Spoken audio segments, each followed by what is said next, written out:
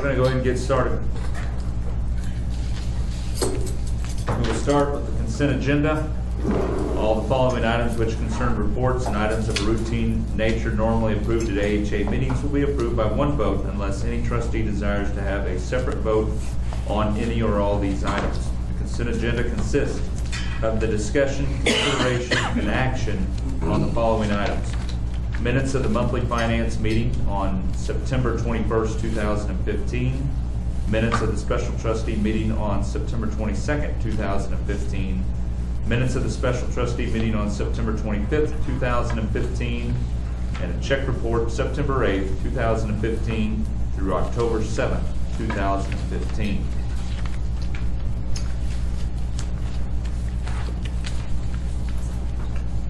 I would entertain a motion. I move that we approve the consent agenda. Second. We have a motion by Hayla Simon, a second by Dr. Brown to approve the consent agenda. Roll call vote, please. Brown? Yes. Klein? Yes. Jasper? Yes. Simon? Yes. Next, CEO's report. Welcome back, Candace Allen. Thank you. It's so good to be back. I was telling them earlier, I'm not cut out to stay home. Once I started feeling good, it lasted about a day, and I was like, I've got to go back to work. This is driving me crazy. So, no, I appreciate, I've got great support staff. If it weren't for them, I could not have taken off 2 months and felt like I could take care of myself, and I was able to do that, and I appreciate that so much. So it's great to be back, trying to get my arms wrapped around everything, and there's really not much in my report, so I'm just going to skip that and say thank you for everybody's words of support and encouragement. It was very helpful, and again, glad to be back.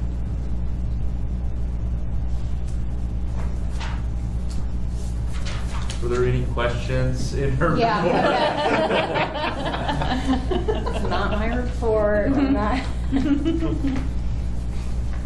Anyway, there's not much there. You have to kind of beat that out of the department managers. So I will say though that I've hired Tamara Jones as the new administrative secretary. She's here tonight, watching Heather and kind of learning the ropes of this part of it. So. She'll join us, and I know she'll do a great job. She's got a lot of experience. She comes from Cherokee Schools. How many years were you there?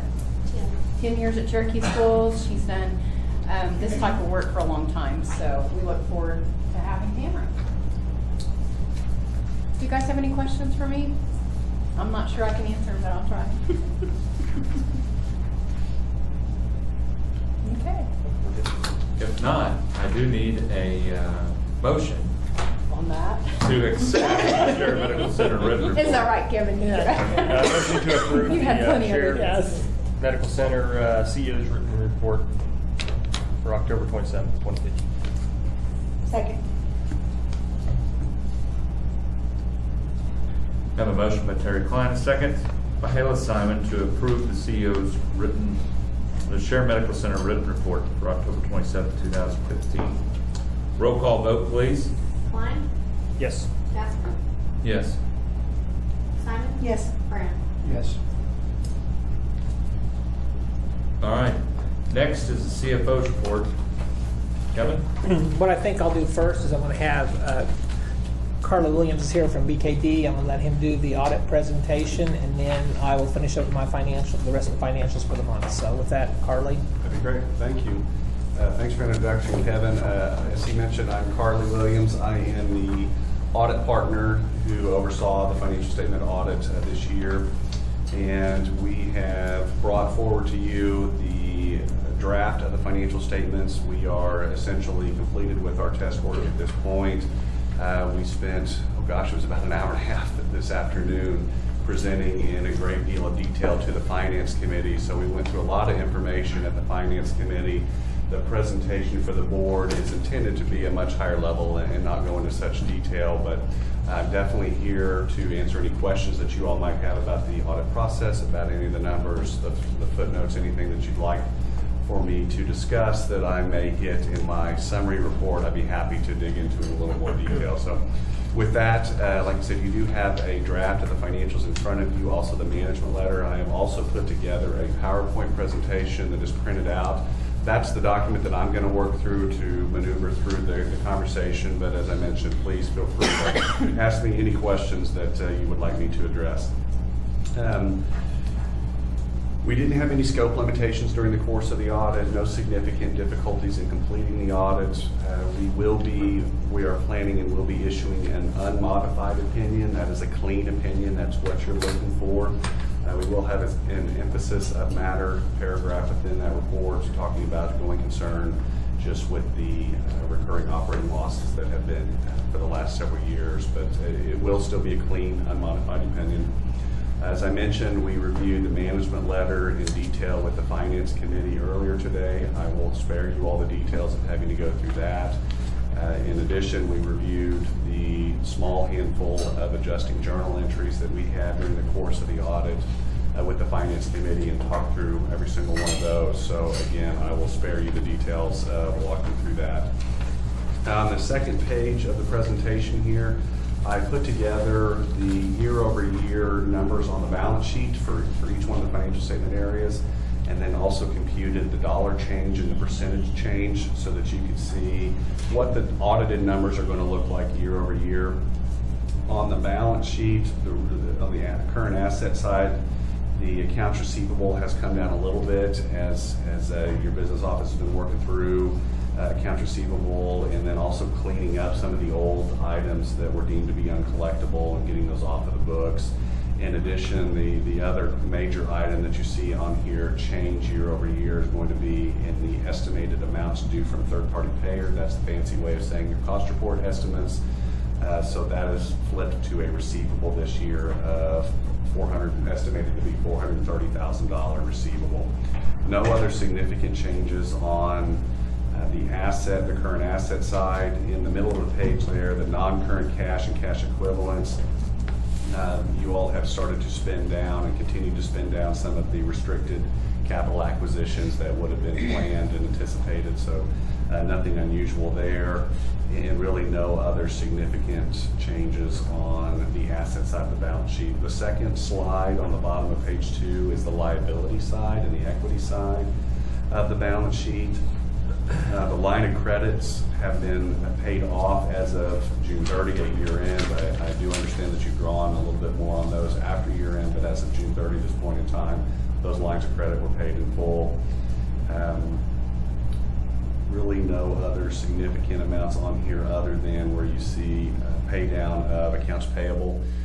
Definitely a intended use of cash reserves and funds from the previous year, and getting the restrictions on the sales tax revenue flipped from being capital to be able to use for operating allowed to pay down a lot of the accounts payable. And then the estimated amounts due to third-party payers is your cost report settlements from previous years. Those were in a payable position where they're now in a receivable position. No real significant changes to long-term debt other than your regularly scheduled debt service payments. And then your overall net position, which is your equity position, $6.8 million compared to $6.7 in the prior year. Flipping over to page 3 is a highlight of the income statement. Net patient service revenue is up just shy of 9% over the prior year, almost $800,000 increase over the prior year. That's going to be primarily due to increase in volumes, inpatient, outpatient, the urgent care clinic. Other revenue stayed pretty consistent year over year. A lot of what's in that other revenue line is going to be incentive dollars from the electronic health records that you all have implemented. Predominantly, the changes on the operating expense line items, for the most part, kind of mirror the changes with the volumes. As you expect to see increases in patient volumes, you're going to expect to see increases in those expenses. There's also been some contract PT services and some other things that have had to be contracted instead of employed from the prior year, so that adds to a little bit more of the increased operating expenses as well. All in all, as you move all the way down to the bottom line, you had a positive net income bottom line of just over $90,000 on a consolidated basis. I also put together a handful of graphs that summarize the last 3 years worth of a few operating indicators for the hospital, and then also have some benchmark information to compare that to. So on the right-hand side of the graphs, you will see the two benchmarks. One is for all rural hospitals under 90 million in revenue. Now, as I was explaining to the Finance Committee, normally what we would have done in the past is looked at a benchmark group that was more similar in revenue to share in a kind of $10 to $20 million range. Unfortunately, the benchmarks have shifted to where they're not even producing anything. The lowest bucket is 90 million or lower. So it's a little bit of comparability issues. So I'll kind of walk you through what I think and what I see in my client base across the state as it relates to more similar sized hospitals. And then the furthest bar on the right is going to be all Oklahoma hospitals, so urban, rural, kind of a snapshot of what's happening throughout the state. So the very first slide here is days cash on hand. This can include from all sources, all of your cash and short-term investments. And that number is at 24 days worth of cash on hand. The $90 million benchmark at 52 days, I would say you're definitely seeing the benefit of significantly larger hospitals that have much larger investment reserves, investment balances that have built over time. Hospitals of your size, I'd say, is probably more comparable to the Oklahoma number and to your number as far as how much days cash on hand. Days revenue and accounts receivable. This is going to be a benchmark to look at how long on average it takes to collect on the charges. So that number, in my mind, a good benchmark. What I see with my clients is between 45 and 55 days. You see, as I mentioned, the accounts receivable actually went down from 2014 to 2015. That's a positive note, and then you're right in line with the $90 million hospitals and then the Oklahoma hospitals. 59 days, and I would say that's really going to vary based off of size. Larger hospitals seem to be able to drive that number down. They typically have more resources on hand to be able to keep that number low. Rural hospitals, smaller hospitals of this size, it's not uncommon to see them 60, 70 plus days. So you're looking pretty good compared to what I would consider your true peer hospitals from my client base that I see. Current ratio is pretty low. It's going to measure current assets over current liabilities. That's definitely an area where you are lower than the benchmark. We talked about some of those reasons in the Finance Committee as to what's kind of going on there, but predominantly deals with the trust agreement that is due on demand of $1.5 million, kind of a unique agreement that you don't typically see out there. The average age of plant, that's a good barometer to kind of see how the reinvestment back into the hospital is and bricks and mortar, and then also the equipment and kind of the average age of the overall facilities. Been pretty consistent year over year. It has ticked up a little bit. That was a question that came out of Finance Committee as to why is that ticked up, and I would say that is just a small tick up, but why is that ticked up? And one of the reasons for that is typically you don't see significant improvements year over year or reinvestment into the bricks and mortar facility.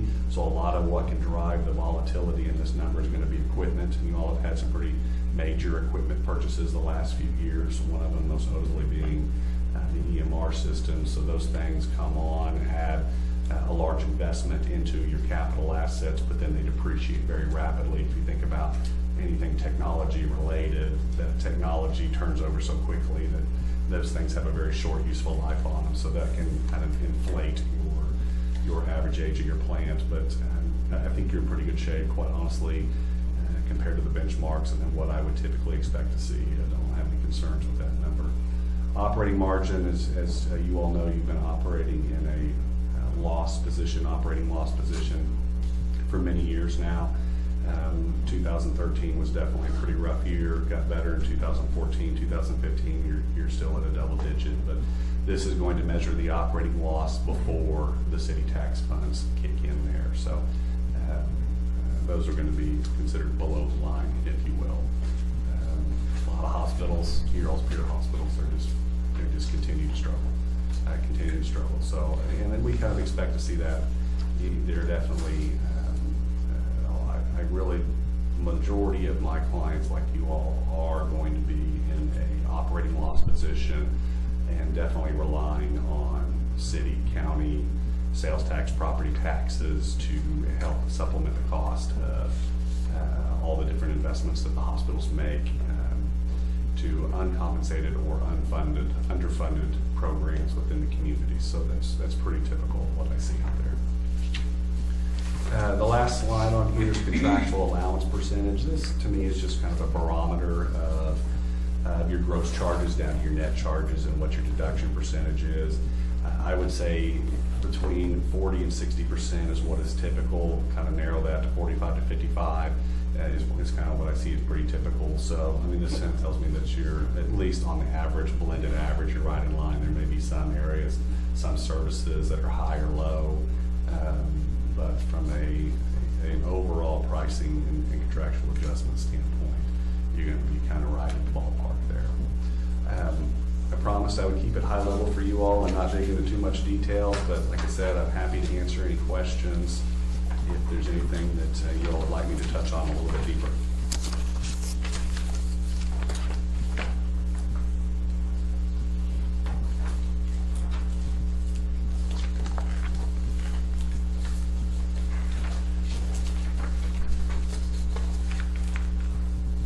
Anybody else have any questions for Carly?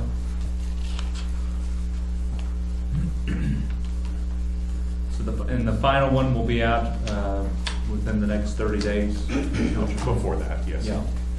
And the good news is, it looks like we're going to get some money back on our cost report, which is always a positive thing. So we'll look forward to when that happens. Yes. Well, I think Kevin and his crew need to be commended. This is the earliest audit report we've had in quite some time, and I think it says a lot about their work and them being prepared for the audit. And I want to thank BKD for performing the audit, and thank you for your help and your service. Thank you very much. Appreciate the opportunity to be here, and I would agree. I mean, Kevin and his team, they had the books in order. We definitely, I'm sure that Kevin felt like he was audited. We definitely dug deep. and asked a lot of questions and challenged numbers, but in the end, it was a very good audit process, and I'm very pleased with how the audit went. So I appreciate it. Thank you very much. Thank you. Thank you. Thank you, and have a safe trip back. Thank you.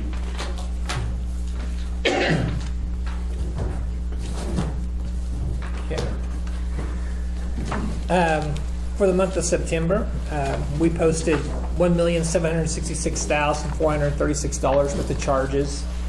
That was a $264,444 increase compared to the prior month.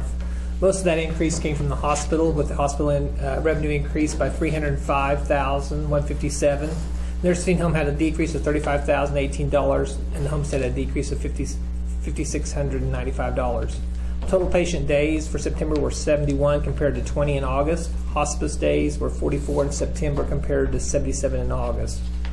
Clinic visits for September were down a little bit. We were down to 1339 compared to 1452 in August. And the nursing home average daily census went from 53.4 in August down to 53 days. Contractual expense for the month of September was 49.4%. We wrote off $98,531 to the collection agency. But we gave away also $5,775 in charity care. Operating expense, excluding salaries, benefits, and depreciation, totaled $390,316, or a decrease of $1,416 compared to prior month. Net operating loss for September was $109,502. With sales tax added back in, we had an actual net operating loss from all operations of $4,941. We continue to have cash on hand of $302,189, which represents 9.2 days. Accounts receivable did see an increase of $355,718. The balance ended up being $2,875,687. That increase was due to an issue that we had in Meditech. We were trying to get the claims out. They kept flipping back to what was called in process, and so the claims got held up for a few weeks until we got that resolved. And we had a little bit of an issue with some of our coders, either on vacation or they got sick. We had a little bit of both of that as well. Accounts payable balance for September was $679,999, and that represented 51.2 days of operating expense for the month. If you flip over to page 4, that's the consolidated statement with 2 years side by side. You can see that this year we're at a little over $5 million gross revenue compared to $4.8 million last year at this time. Net patient revenue is up about $40,000. We have $2,781,059 compared to $2,748,151 last year. This year, our net operating loss from all operations is $468,358 compared to $357,762 loss of the prior year. And even after sales tax, year to date from all operations, we're at a net operating loss of $167,232 compared to a net income last year of $43,670.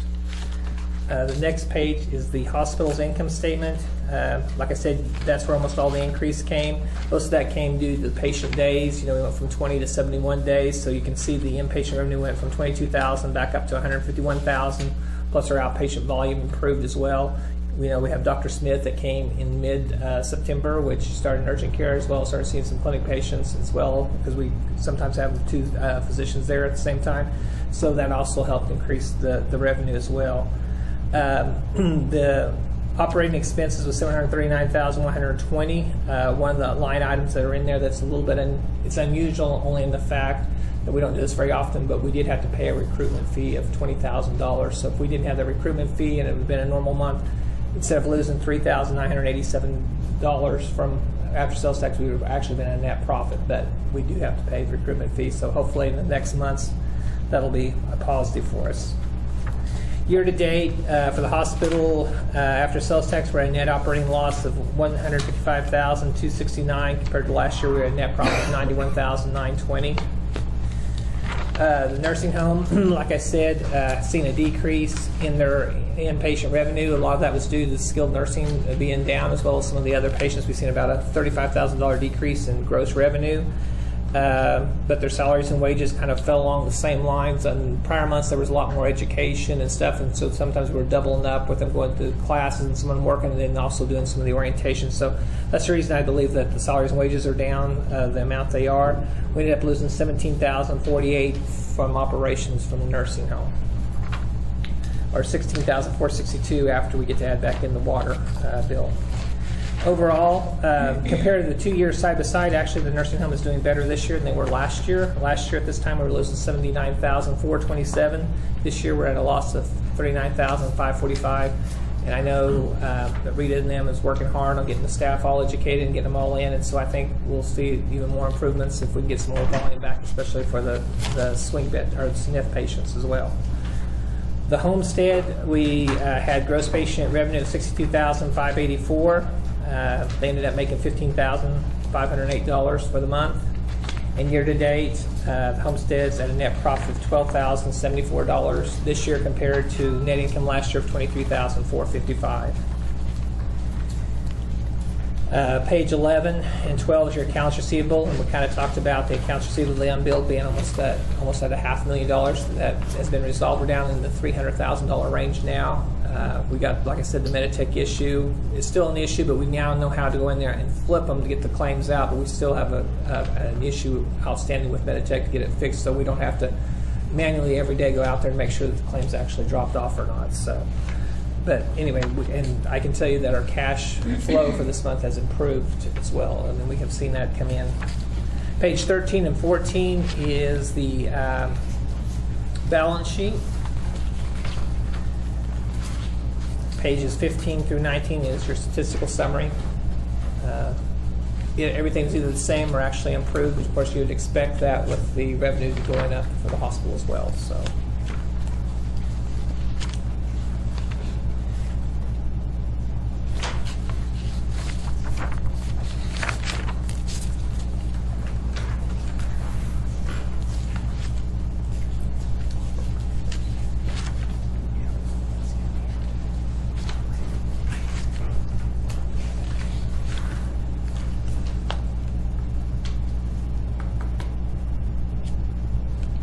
Is there any questions I can answer on that?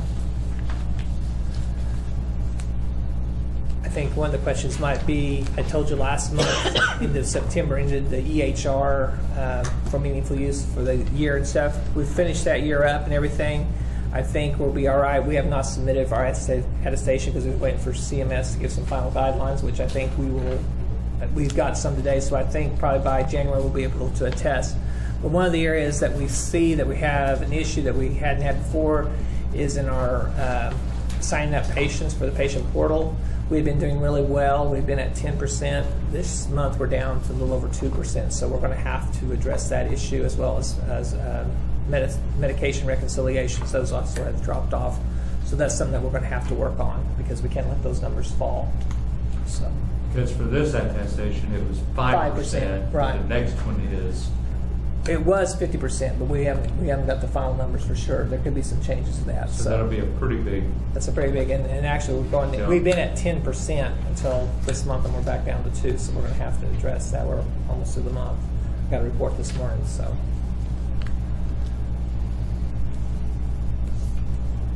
Want to draw straws? All right. I just thought I'd ask.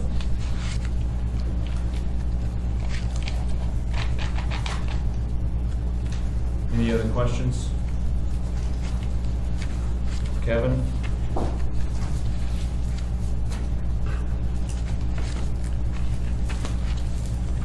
If not, we will move on. Thank you.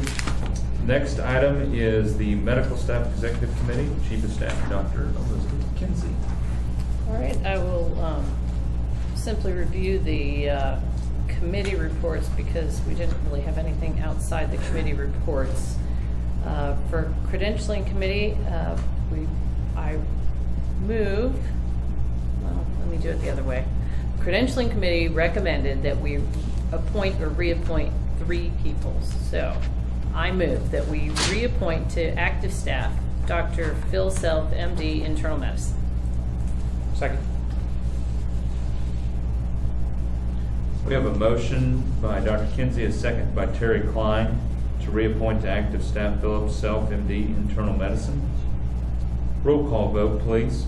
Casper? Yes. Kinsey? Yes. Sanderson? Yes. Simon? Yes. Brown? Yes. Klein? Yes. I move that we appoint to courtesy staff Dr. Ahmed Rafat Abdel Azizi, telepsychiatry. It's easy for you to see. Second.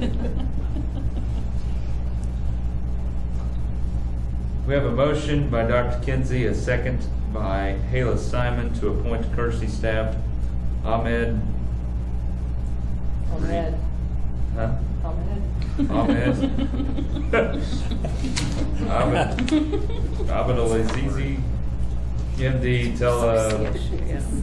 is that supposed to be, what did you say? Psychiatry. It's Okay. psychiatry. It's telepsychiatry. Psychiatry, Jesus, the whole thing was confusing. We call him Dr. A. It's Yeah. Abdelaziz. Yeah. All right. Dr. A. Aziz. Abdelaziz. All right, roll call Did I get vote. the I at the end? They added an I at the end? Yes. Sanderson? Yes. Simon? Yes. Brown? Yes. Klein? Yes. Casper? Yes. Now, if only we could delineate his privileges. Good. Ha ha ha.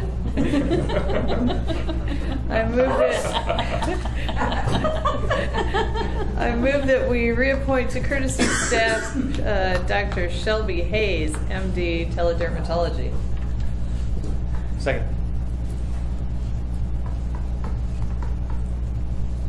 We have a motion by Dr. Kinsey, a second by Terry Klein, to reappoint to courtesy staff Shelby Hayes, MD, teledermatology. Roll call vote, please. Sanderson? Yes. Simon? Yes. Brown? Yes. Klein? Yes. Bassford? Yes. Kinsey? Yes.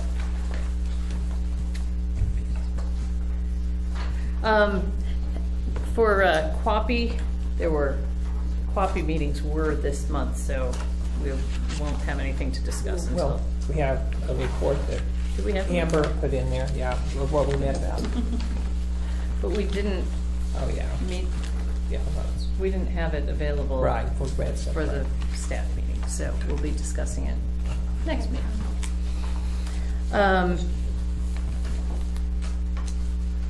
In improvement to patient care, we did our contract review and quality evaluation, which we'll be covering later. Did you That- go over? Yeah. we It's will. that one page. It says, it's underneath patient care. It's got the contract review for med management, Northwest Physical Therapy.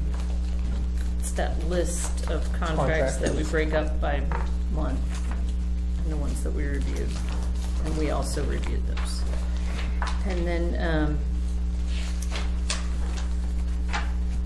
there were 3 procedure manuals that we recommended, that be brought for approval. So I move that we approve the telemedicine credentialing and service agreement. That was the policy, what's the Anthony's do telemedicine credentialing. That was just a policy. Turn your page. Turn my page. That was it. Oh, that's a different. No. Back here. No, underneath. back here in my pages, Yeah. sorry. Yeah. It's the cardiopulmonary policy. The telemedicine was Sorry. actually a policy to allow St. Anthony's to, Right, but we recommend that we recommended approval, yeah, and then we have to bring it here to be approved again. right. They're not, but that one's not a manual. Okay, sorry, it's an agreement. Yeah. Got it. So would Yeah, yeah. would you like to rescind that motion and make a new motion? She did that correctly, actually. That Did was she? all right. I You read recommend, it right off of there. I recommend that we approve the telemedicine credentialing and service agreement. And that's, I did generalize you did that it they were. correctly the first time. Can you make that in the form of a motion this time? Send it right I on. knew. I still move that we approve the telemedicine credentialing and service agreement. Second. Add Brown, is that right? Sounds good. Have a motion by Dr. Kinsey, a second by Dr. Brown to approve the telemedicine credentialing and service agreement. Roll call vote, please. Brown? Yes. Klein? Yes. Bassford? Yes. Hanford? Oh, not here, sorry. Kinsey? Yes. Sanderson? Yes. Simon? Yes. I also move that we approve the cardiopulmonary policy and procedure manual. Second. I have a motion by Dr. Kinsey, a second by Dr. Brown to approve the cardiopulmonary policy and procedure manual. Roll call vote, please. Klein? Yes. Bassford? Yes. Kinsey? Yes. Sanderson? Yes. Yes. And finally, I move that we approve the fire plan.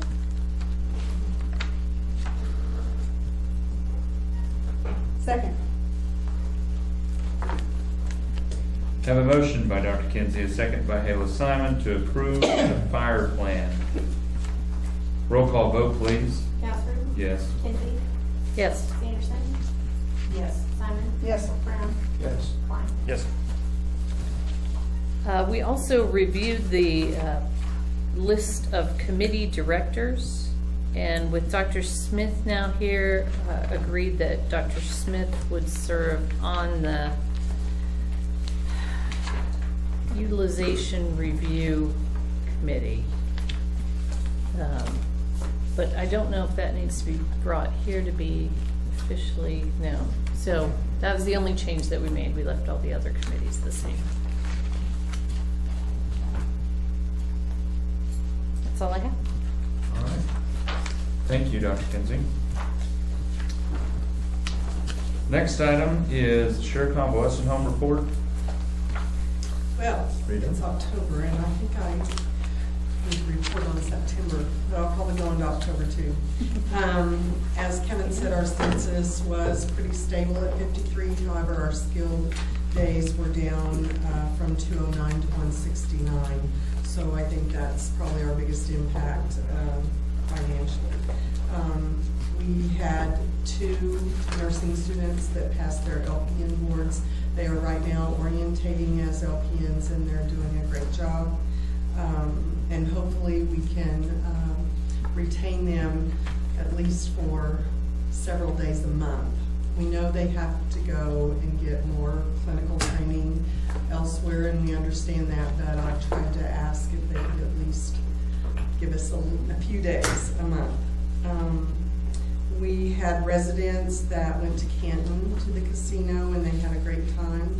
We had a fishing outing, and I believe they went to the Moose for supper. So they've been busy.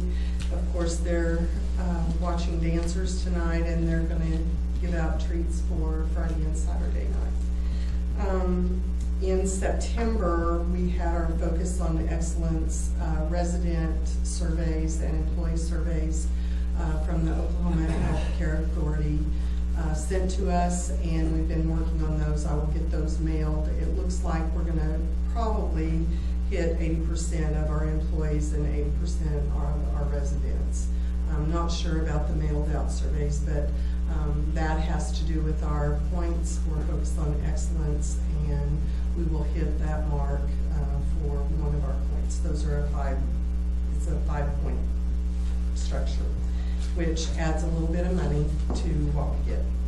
And this was in October, but I think I need to report it. We did have the Oklahoma State Health Department return for our deficiencies, and on October 15th, they cleared all of our deficiencies. So things look good. The staff are working hard. We have had quite a few discharges, positive ones going home. They've gotten better.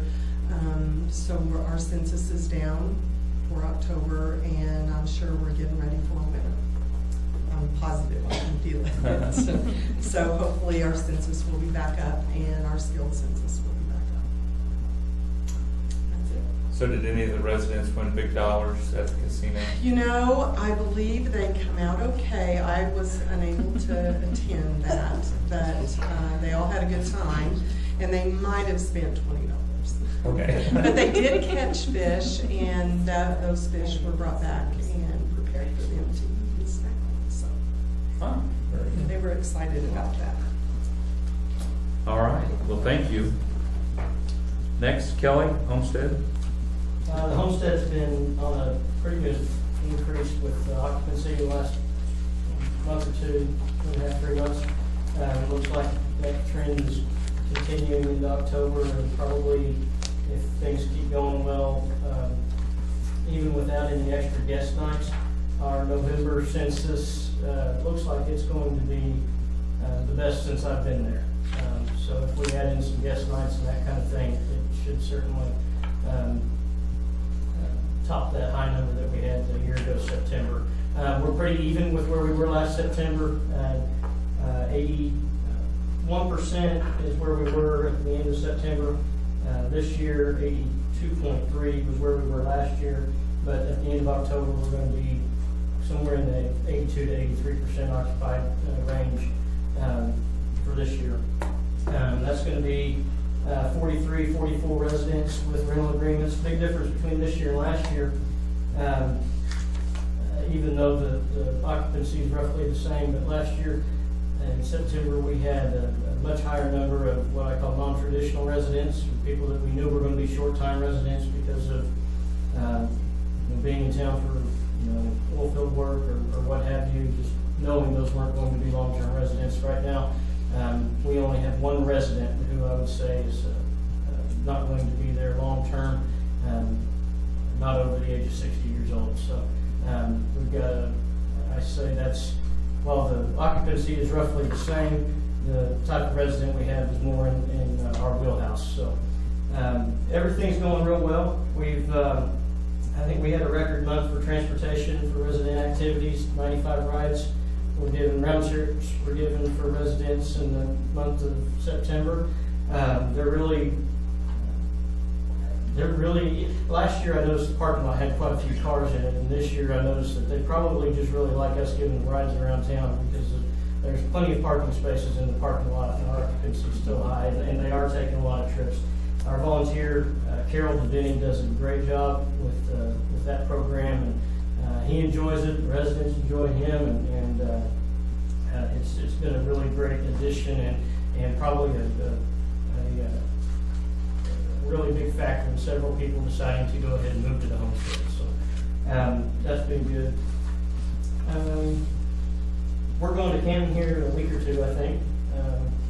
Well, I probably won't attend. I wouldn't help the cause any, I guarantee that. So, but our residents will be taking a trip to Canton for their little gambling excursion. We did have residents go to the Northwest Oklahoma Concert Series at Northwestern last week. We probably our big thing for the month of October, even though it's not September, but in October we had our Oktoberfest where we had 80 people. This is an event where our residents invite guests to attend with them. We had in the neighborhood of 43 residents and somewhere in the neighborhood of that same amount of guests attend our Oktoberfest. We had a live band, we had German beer, we had just a good time out in the parking lot in front of the homestead, and had a lot of really good remarks and stuff. They did a great job. The menu was great, the entertainment was great, just a good time. All right. Happy to answer any questions you guys have.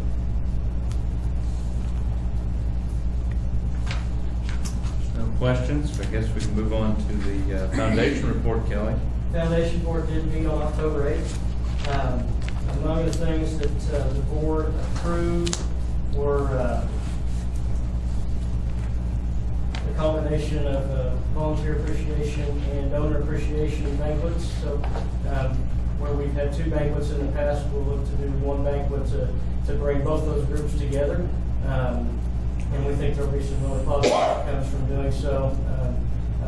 There's some overlap, which has made it an easier decision to go ahead and combine the groups, and so it'll be more cost effective to do so, and it'll hopefully be as good or better program to show our appreciation for both our donors and our volunteers, both who give tremendously however they can. So looking forward to planning that for the future. We did approve $30,000 in total for physician recruitment. We paid 20 of that. We'll pay the other 10 here shortly, and that's a good thing.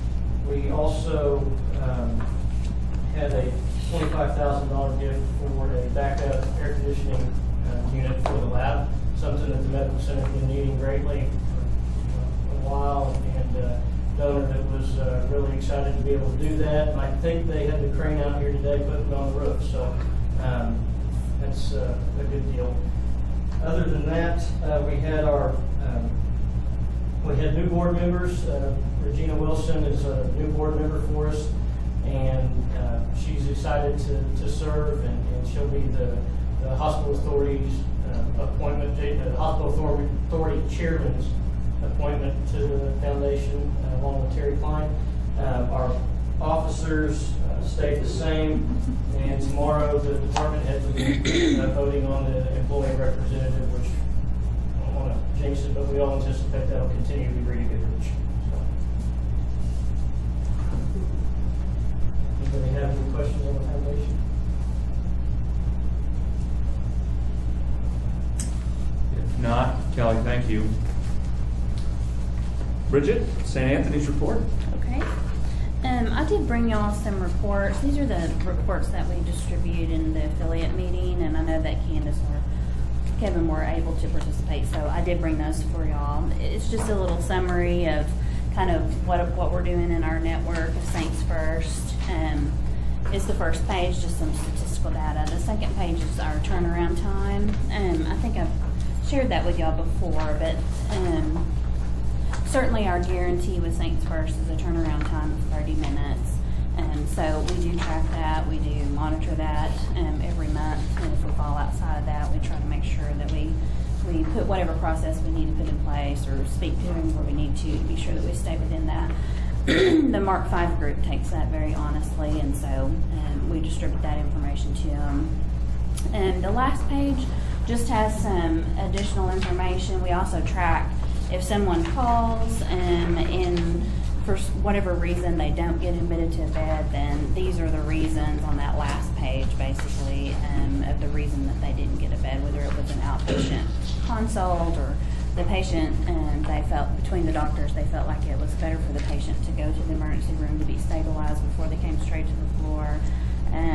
Certainly the things we look for is to make sure that we're having available bed capacity. As you can see, the last quarter, it looks like we had to turn away one patient because we didn't have bed capacity in ICU. And then we always look to make sure that that our physicians haven't declined the patient. So more than anything, you will see that they're either consults or it's a family choice or the sending facility has decided not to transfer the patient. So these are just informational that we share with the CEOs each month, just so that you'll have kind of the foundation of our program. I think I've told you before, we meet once a month and visit about all the transfers, whether that's initiated from your side or we happen to catch something that we don't like, we look at that, and then we also visit about turnaround time. So within our network also, we're still continuing to work on development with St. Mary's and Enid. One of the recent projects we're working on is oncology.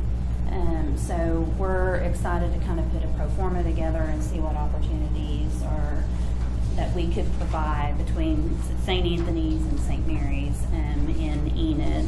We understand that, that Integris is over there and Mercy's over there, but the market is certainly showing a need, and we have a great service that we could extend into the Enid market. So that's something that we're visibly looking at right now to do a pro forma. On the note with St. Mary's, they've been working with the state to get their behavioral medicine beds open. So they finally got through all that paperwork, so they're excited they're finally going to get to open. So they have their open house November 12th. So I presume that next morning that they'll start accepting patients into those beds. So that'll get 15 more behavioral medicine beds open in Oklahoma, which are desperately needed, particularly around this time of the year. So I just wanted y'all to know that would be coming around. You should be getting, the medical staff should certainly be getting some invites, and I believe How many that beds did you say? 15 is what their certificate of need was for. So I suspect that those will fill out very quickly, unfortunately. But 15 more beds is wonderful because it's just been so hard to place patients. Cardiology on the Saints First program as well.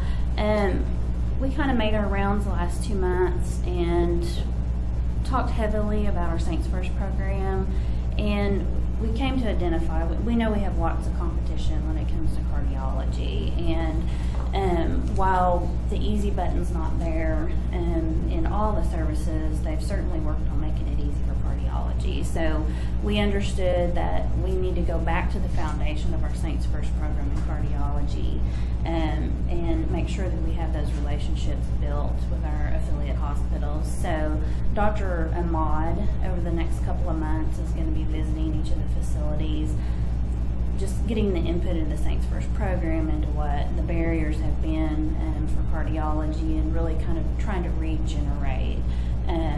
I think we do a fine job on some of the general stuff, making that easy, but I think we've progressed in asking too many questions on the cardiology side, and so they've made a commitment among their medical staff team, their department of cardiology, to not do that anymore, to go back to the foundation of it. So he'll be issuing a letter on behalf of the cardiology department, and then he'll be visiting the facilities and trying to touch as many physicians as he can to kind of regenerate that program, because we realize where we kind of stand in the midst of that competition, and we should be we should be servicing even general stuff, and we should be servicing cardiology just as well.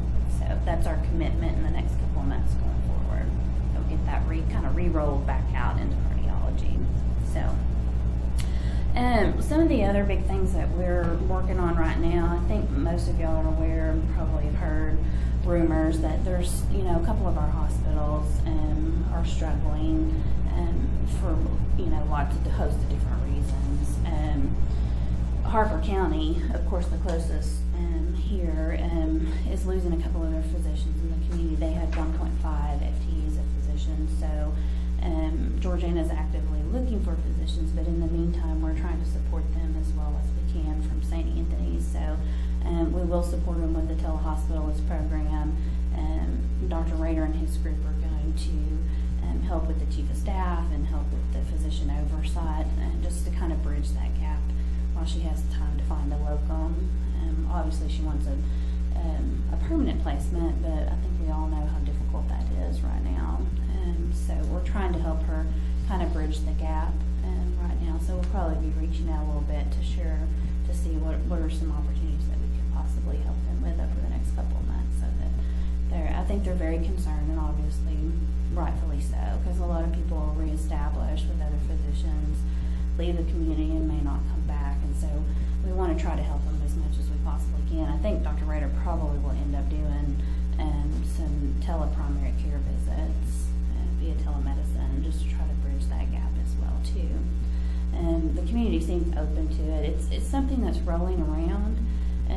Telemedicine is on the forefront. It's kind of what we're moving into technology-wise. We've been trying to develop our program as much as we can to try to offer as many services, but I think we're really going to step up and get aggressive with it. I think our specialists are starting to understand and see what's happening with that as well. I don't know if y'all caught the article about Mercy, but they opened up a complete virtual hospital in St. Louis. It's a $50 million project with, I think it has 300 employees, and they're doing strictly telemedicine out of that hospital. So they're doing tele-ICU, tele-hospitalists, and they're doing that whole continuum of care, that whole population management that we've been talking about from strategic planning and whatnot. So they've made a great initial investment up front, because right now the payment system, as we all know, is still fee schedule payment. There's no payment for every wonderful thing that they're doing to help those patients get well and over that episode of care. But I think that right there shows that it's going to all start moving very quickly into, I think you've seen the virtual visits have been pretty much from Integris and Alliance Health have been pushed quite heavily. So there's been a lot of movement in telemedicine. So How's the telehospitals program doing? it's going very well, very well. So when Harper comes on, they'll start Sunday, and that'll be 4 hospitals that are doing the telehospitals program. It's working really well for them, and I think Beaver is heavily considering it right now. So it's helping those smaller hospitals, because their staff is worn out. They're just absolutely worn out, particularly at Buffalo. We're glad that we can offer that to them, because it's going to be difficult for 2 mid-levels to try to carry the weight of that whole community, to do the floor and do the emergency room and do clinic. So we're excited that he's bringing on more physicians, and so that program is growing. But our next one is we want to do is the specialty, the telehospitalist with the specialist. They've been a little bit slower to come around to things, but like I said, I think right now they're doing a lot of consults on the phone, and really and truly, if they would move into the whole face-to-face visit, it would be a billable visit, where right now they're doing a lot of conversations that are not even billable opportunities. So we think there's a lot of opportunity to get that up and moving. And some of our bigger partners, like Southwestern and Enid, their interest is in the tele-ICU and the tele-specialist opportunities. That way they can be sure that they can keep all the patients that they possibly can in their hospital. So that's just a little bit of kind of the things that we're working on right now, project-wise. If y'all have any questions? There's going to be a lot of changes in healthcare over the next year. It's interesting. Whew. Well, thank you, Bridget. Bo's not here, so we don't have a city council report, I guess. If you guys will look under the, should be other documents tab towards the back. There is a copy of a letter that was sent to Integris and even a sample lease. The Finance Committee met with them in this ongoing communication with them in regards to them opening a clinic in Alva, and what other avenues do we have that we could maybe have an area that we could work with them, yet do it here at our facility instead of a separate clinic. And so there was, from that meeting came this letter that we submitted to them last week. There has been no response. We do know that they received it because we both emailed it in overnighted, but there has been no response from them in the matter. But just want to make sure everybody was aware of that. I don't believe there's any items of new business. We are meeting on the 24th of November.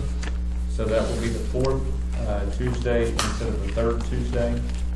And we should have the final audit at that point in time as well. Isn't that right, Kevin? Right. Yes. Okay. We are adjourned. Thank you.